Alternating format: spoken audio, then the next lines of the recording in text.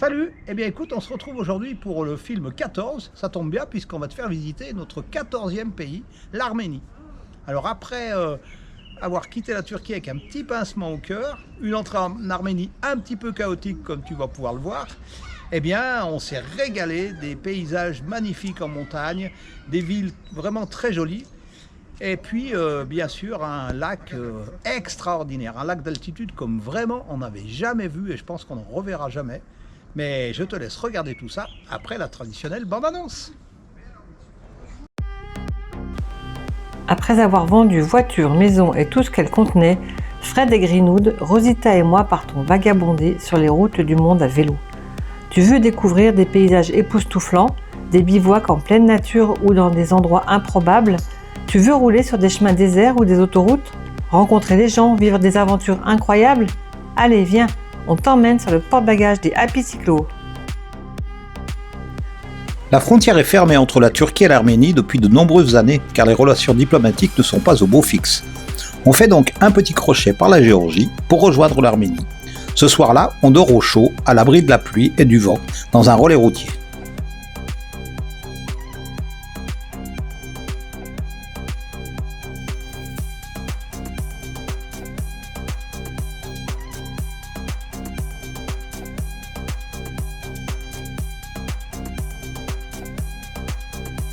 Voilà, ça y est, hein, c'est la grêle, oh là là, on se fait fouetter là.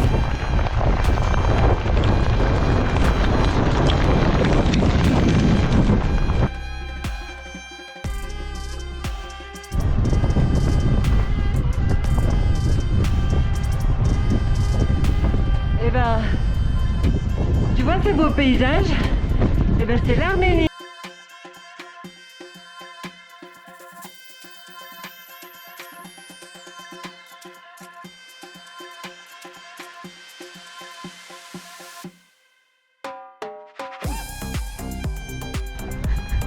On a un chien très affectueux ce matin. Enfin, joue. Elle te mord. Arrête.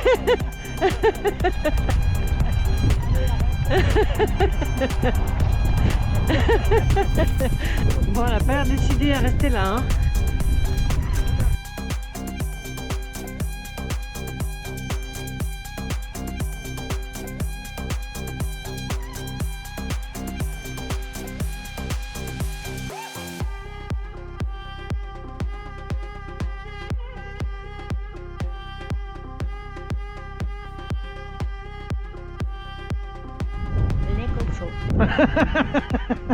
Пусть не дают деньги на вооружение Украины. Я половину украинка, половину русская. Но я за Россию и за весь мир. Воевать не надо. Миру мир, народам дружба. Après avoir rencontré cette dame russe qui vit à côté d'une gigantesque fontaine datant de l'ère soviétique, aujourd'hui inutilisée, nous rentrons dans la ville en fête. Gyumri, deuxième ville du pays, a été ravagée par un tremblement de terre en décembre 1988 qui a fait 25 000 victimes. Cependant, la vieille ville a été relativement épargnée et on peut admirer de jolies demeures de l'époque soviétique en pierre noire ainsi que deux belles églises. Le président français Emmanuel Macron est en visite à Gyumri. En même temps que nous, Pour sa venue, ou la nôtre, une grande manifestation est organisée avec concert. On a même vu Patrick Fiori et un feu d'artifice.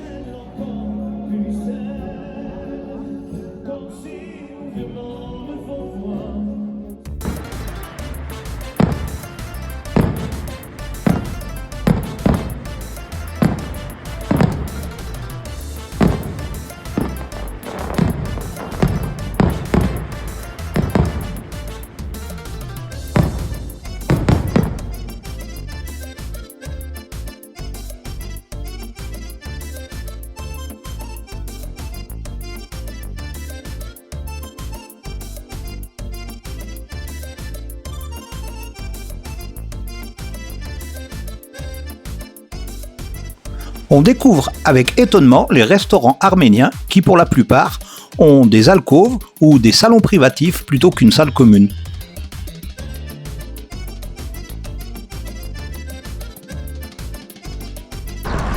Et ben voilà, après 9000 km, nous voilà arrivés à Yerevan.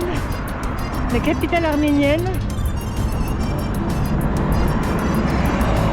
qui regroupe la moitié de la population du pays, qui est au total de 3 millions.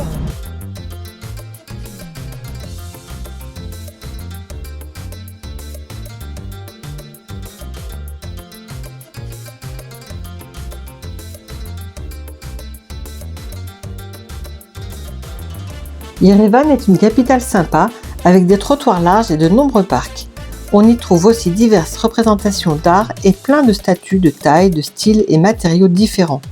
Durant la balade, je trouve une coiffeuse très sympa et compétente qui va rafraîchir ma coupe de cheveux pour l'équivalent de 7 €, la moins chère de tout le voyage.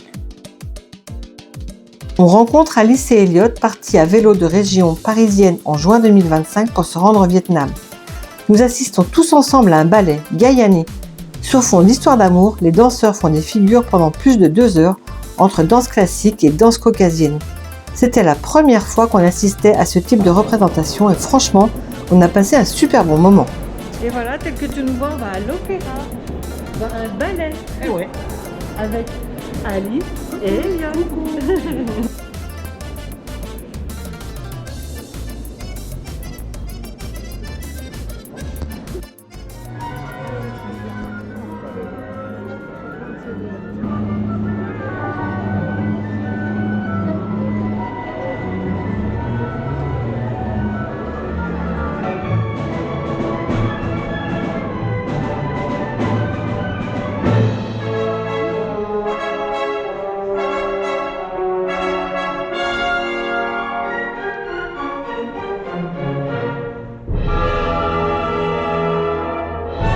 On continue cette soirée en musique sur la place de la République, où il y a chaque soir un spectacle dans la grande fontaine.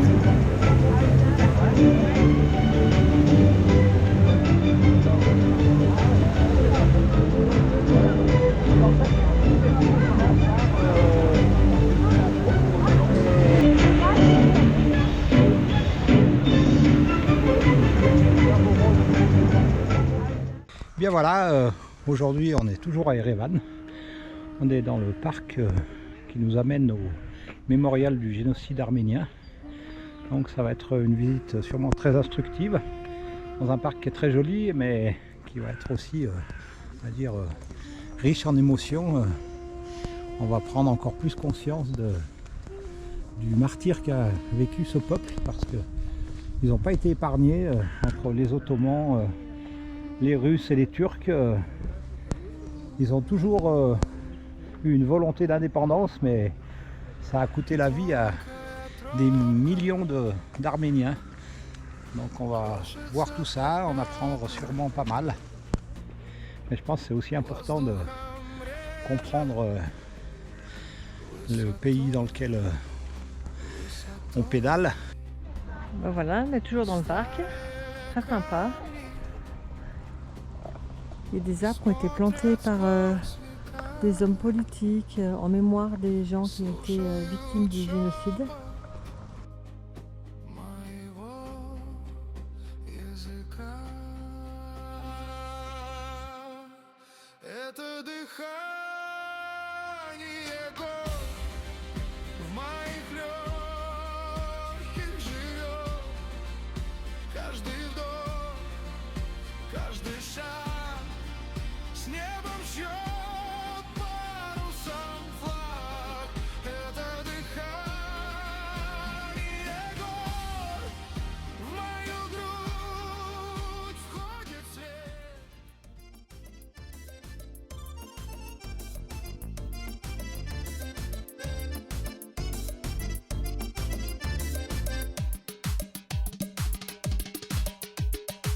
Nous terminons la journée au vernissage, un marché de plein air où sont vendus des souvenirs, des antiquités et des produits locaux.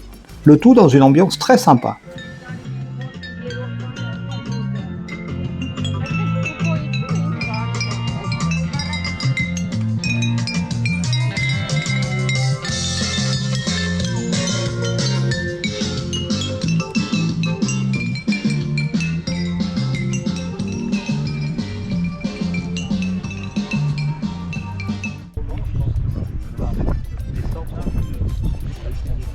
Voilà, c'est le temple de Garni qui a été construit initialement au 1er siècle par un roi. Donc c'était un temple ou un tombeau, ça a servi ensuite de palais royal. Et il a été complètement démoli par un tremblement de terre au XVIIe siècle. Et il a été reconstruit dans les années 70. Donc il est construit au bord d'une falaise. C'est assez joli, il est petit finalement. Je pensais qu'il serait plus grand que ça, mais non. Et tu vois, il a 24 colonnes qui figurent les 24 heures de la journée.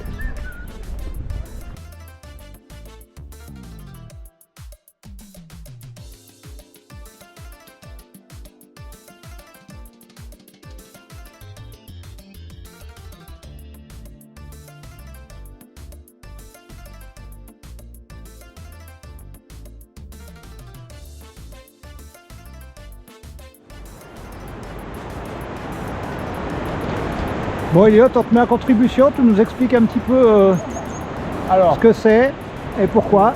C'est des anciennes chambres magmatiques, donc là où la lave se forme dans les volcans, qui a cristallisé très vite et du coup ça a fait ces formes géométriques très nettes. Donc c'est des orgues basaltiques, c'est du basalte, c'est de la roche magmatique qui a été très vite à la surface, donc refroidie très très rapidement. Ce qui fait qu'on ne voit pas les cristaux à la surface des roches, mais ça donne cette forme-là à l'ensemble.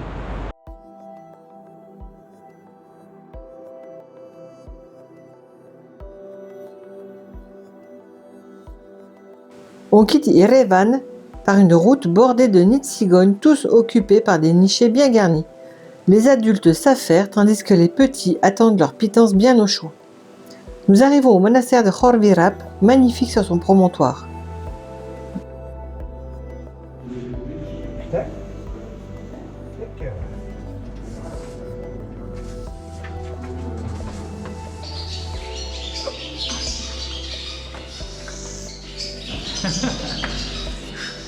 Alors, raconte-moi.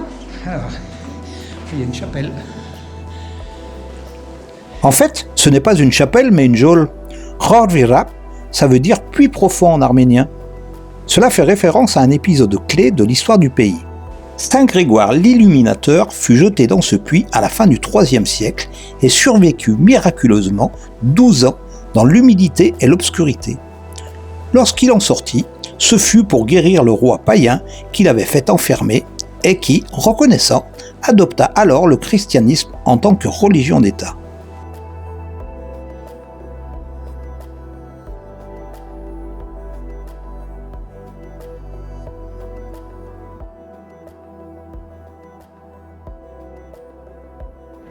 Les cimetières, ils sont hyper étendus ici. Il y a des grandes stèles avec des portraits en pied, des fois même des sculptures en pied des défunts. Et tu vois, des fois il y a même des concessions qui sont abritées avec des toits comme ça, plus ou moins. Tiens, regarde le portrait là.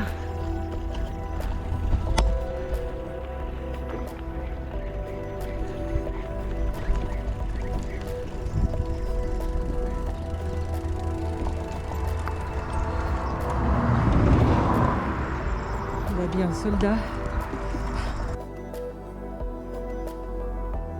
Et ben, tu vois, aujourd'hui un super beau temps.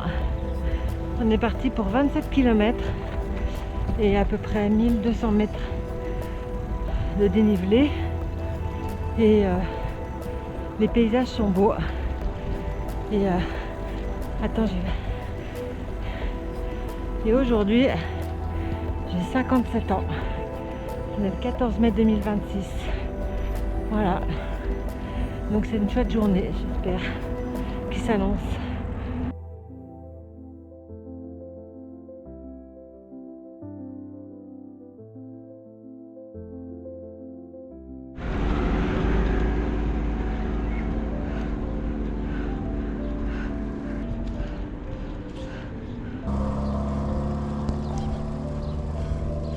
Hello. Hello. Hello. How are you? Hello. I'm Fred. Alors, mais allez, Iran. Iran. Yes. ravito en vol. Coupe chaussée, ça peut faire moi. Santé. Zaten behamdiga. Bon ben voilà, on va repartir maintenant que nos amis iraniens sont repartis sur les routes aussi. Voilà, ils sont trop sympas, ils nous ont sorti des fraises, des petites boissons, rempli la gourde d'eau. Mais bon, on va y aller, il nous reste 4 km et 300 mètres de dénive. On commence à en avoir plein les jambes, mais on va y arriver. Allez, en route!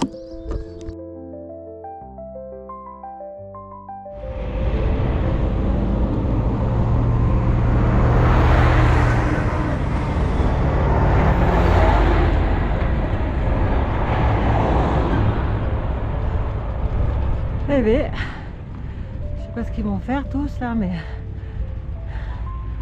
il y a un paquet de camions.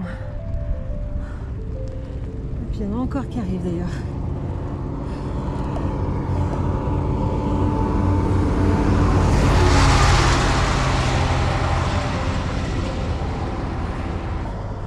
Celle-là, de côté, c'est sévère.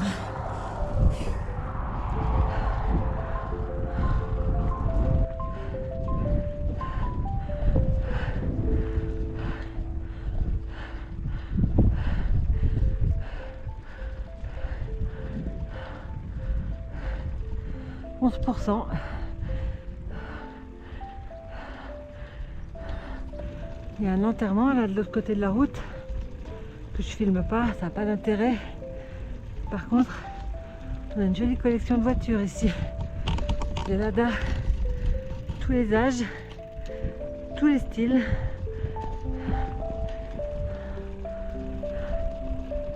Et surtout, enfin,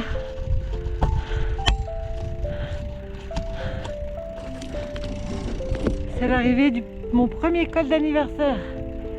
Ouh.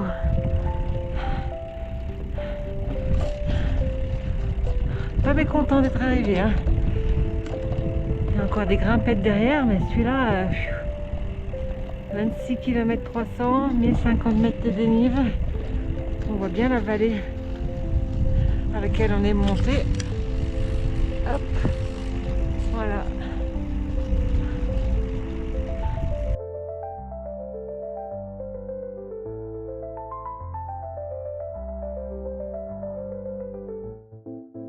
Voilà, on se prépare pour le bivouac et on remplit la poche à eau.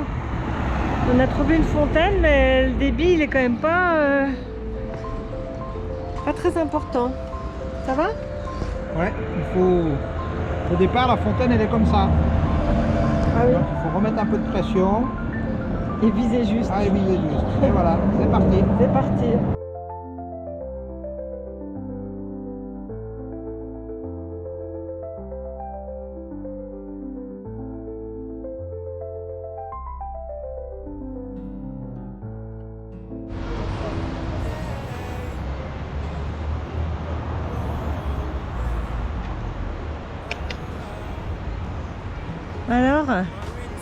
Alors, un gentil chien toi? Ah oui, c'est un gentil chien, mon oui. Hein? Allez. Noravank, ce qui veut dire nouveau monastère en arménien, était au XIIIe et XIVe siècle un centre prospère et renommé en matière d'architecture, de sculpture et de miniature. Il comportait également un important scriptorium qui est un atelier de confection de manuscrits.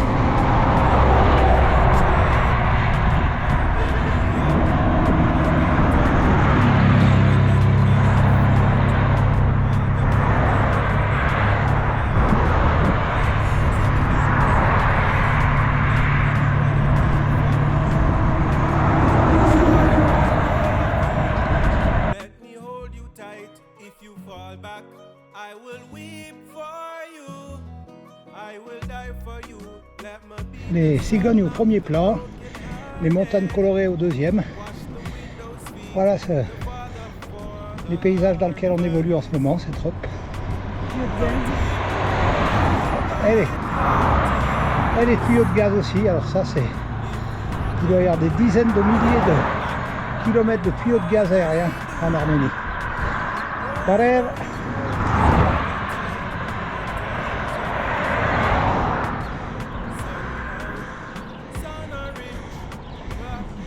C'est rigolo parce que dans les nids de cigognes, il y a plein de petits oiseaux qui squattent les nids.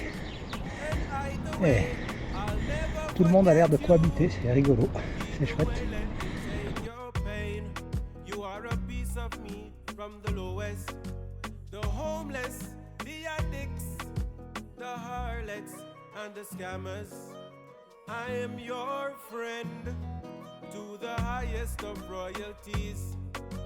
And all the hierarchies, I am your friend, I serve you,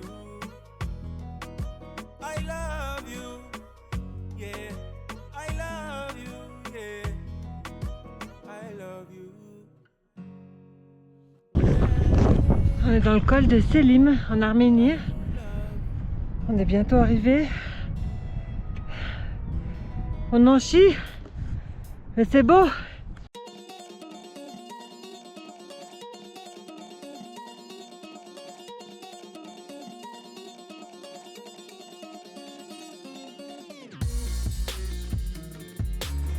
Arrivé à Martouni, nous prenons une journée de repos pour les jambes et pour s'abriter de la pluie. Val en profite pour travailler sur l'itinéraire et, comme d'habitude, je fais du montage vidéo. Nous n'oublions pas quand même de jouer un peu.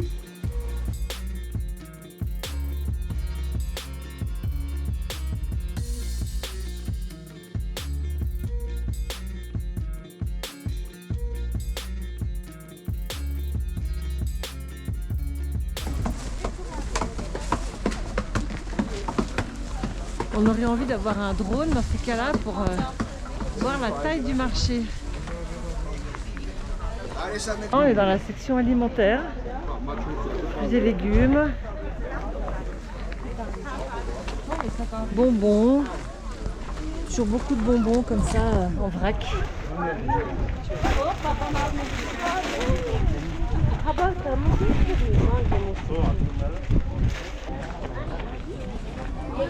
Pareil, les pâtes en vrac.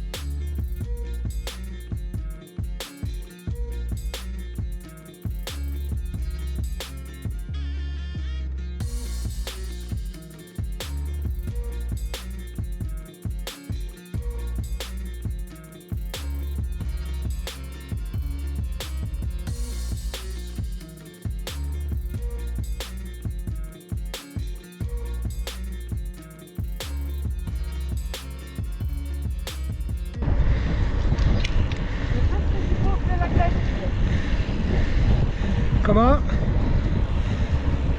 C'est presque aussi beau que le lac d'Annecy. Presque.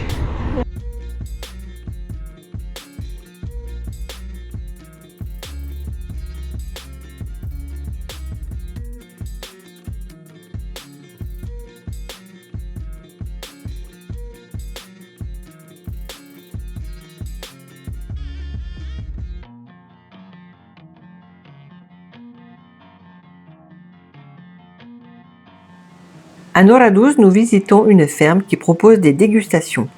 Les propriétaires présentent leur parcours, leur production, puis ce sont 10 fromages et 5 salaisons produits sur place que nous goûtons, accompagnés de fruits et de confitures maison délicieuses. Emil, my name is Emil. Emile? Yeah. Oh, it's a French name, Emile. And you? Tigran. Tigran. I make a movie. Huh? I make a movie.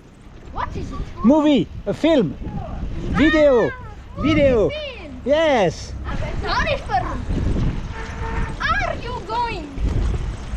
In China.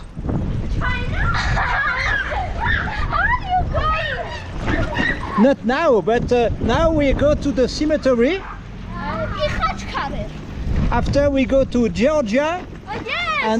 And after we go to Kazakhstan. And after we go to China. Dans ce même village, nous visitons le plus grand cimetière de Khachkar du pays. Ce sont des stèles spécifiques de l'art arménien, sculptées de croix et souvent accompagnées d'ornements. Il y en a 728 dans ce cimetière, dont certains datent du Xe siècle. La protection de cette collection patrimoniale est devenue primordiale car, hors de l'Arménie actuelle, des dizaines de milliers de Khachkars ont été détruits afin d'effacer de l'histoire les preuves de l'ancienne présence arménienne.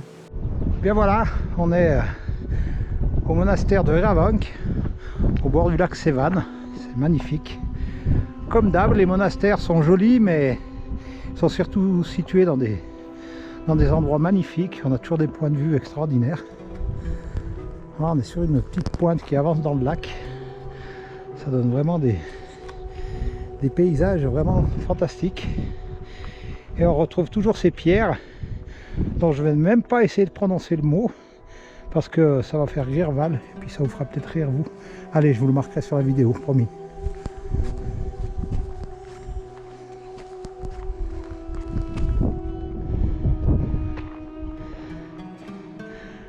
Alors ce lac, le lac Sevan, il est immense. Ils appellent ça la mer d'Arménie. Et pour situer, il est 50 fois plus grand que le lac d'Annecy. Donc on l'a longé hier toute la journée. On est reparti ce matin, on continue. Je pense qu'à midi on sera arrivé au bout. Mais on se régale vraiment avec ces paysages.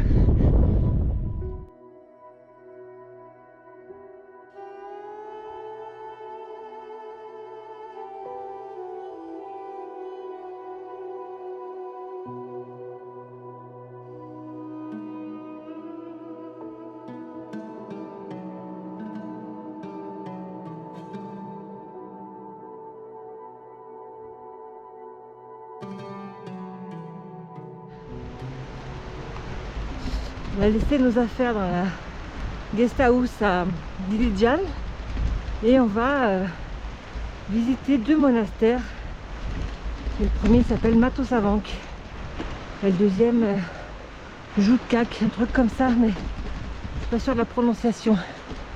Et du coup, j'ai des petites routes en forêt, un peu cabossées, mais globalement ça va. On découvre ces 2 monastères qui sont abandonnés au milieu de la forêt. D'ailleurs, tu vois que la végétation reprend ses droits. Et donc, ça s'appelle Joutkak. Alors, j'ai pas l'accent, hein, je pense, mais ça veut dire jumeau.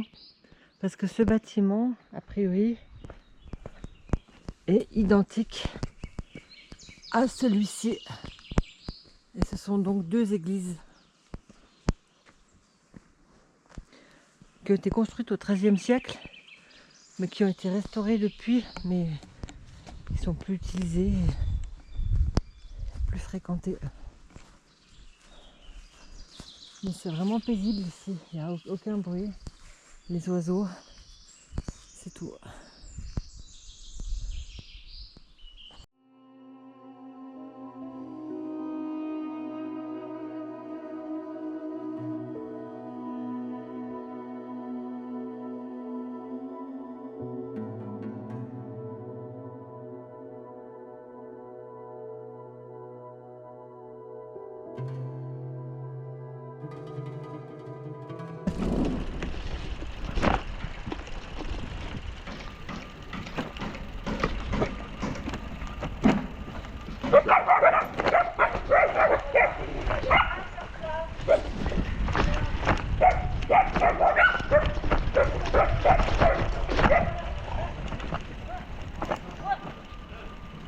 Qu'est-ce que c'est cette histoire? Je vous ai filmé, hein, je vous préviens. Hein. On a des preuves. Qu'est-ce que c'est cette histoire? Viens là.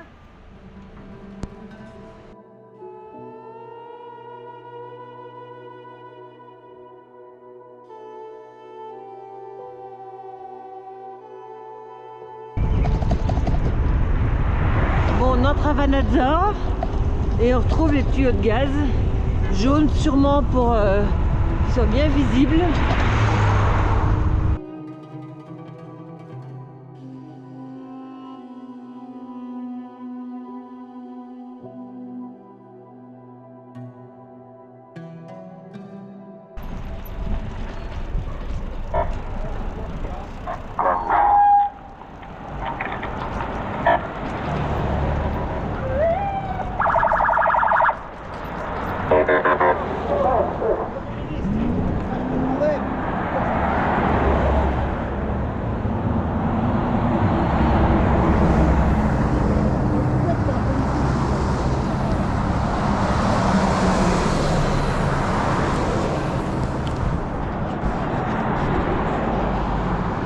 Alors tu vois tout ça, ça fait déjà un moment qu'on croise des voitures de police qui nous douent, enfin qu'on croise d'ailleurs.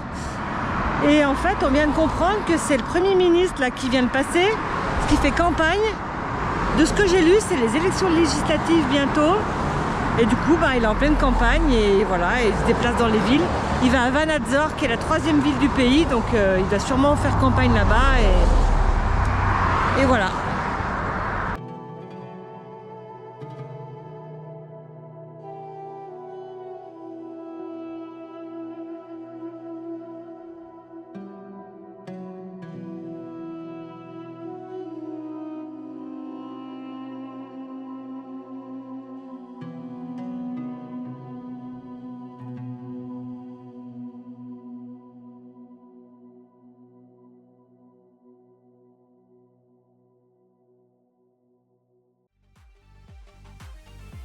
Il y a 12 000 étiquettes dans la collection, 8 000 sont exposées. C'est original, c'est sympa à voir. Par contre, ne venez pas exprès en Arménie pour se muser.